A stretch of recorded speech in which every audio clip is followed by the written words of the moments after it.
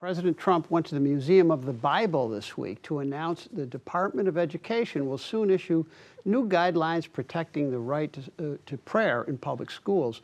The Supreme Court ruled back in 1962 that state-sponsored prayer violates the First Amendment.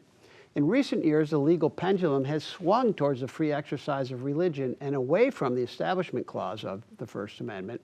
So should the new guidelines allow, Sarah, for teachers to lead prayer in schools? It seems like that's where the president wants to go. Yeah, I think the president wants to go there. Not that he has a particularly strong religious beliefs, but because he sees that he has a strong base of support in the Christian right.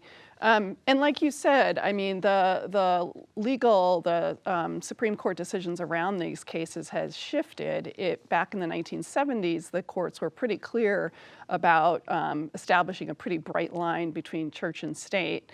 Especially around establishment. And I think public schools were particularly important because there's a recognition at that time that these are young people who are very persuadable, who look up to their teachers, their coaches as role models. And if those teachers and coaches are talking about certain religions more than others, like Christianity, that they might be susceptible to feel pressure to conform to that and or left out or lesser than if they do not subscribe to Christian beliefs. And this is why the case that a couple of years ago in Washington State I find so troubling. This was the case where the football coach held a silent prayer in the middle of the football field after games, and the Supreme Court ruled that that was the school, said that that violated the Establishment Clause. The Supreme Court said, no, it doesn't. It actually impinges on his free exercise of religion.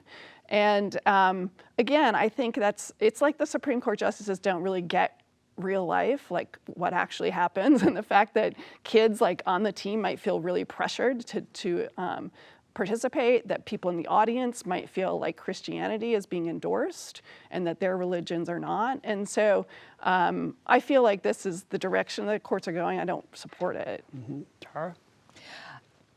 You know, it seemed to me we had pretty much decided this issue. And as Sarah pointed out, we have been slowly eroding Ingle v. Vitale. And the problem is that those who support this notion that there should be prayer in the schools, that it should be led by teachers and or administrators, they don't recognize that the world that they're trying to take us back to is a world of the 1940s and 50s. And while, you know, there are some positive things about that, the reality is that we are a much more diverse nation. You know, in the 1940s and 50s, the vast majority of people you probably went to school with were probably Christians just like you. Today, you have many students in schools, many different religious and or spiritual values. Some I may agree with, some I may not. And so let's think about it instead from the teacher's point of view. Okay, if I'm told to lead prayer in my class, okay, which prayer, how, and how do I word it so that I don't scare off and or turn off some of my students?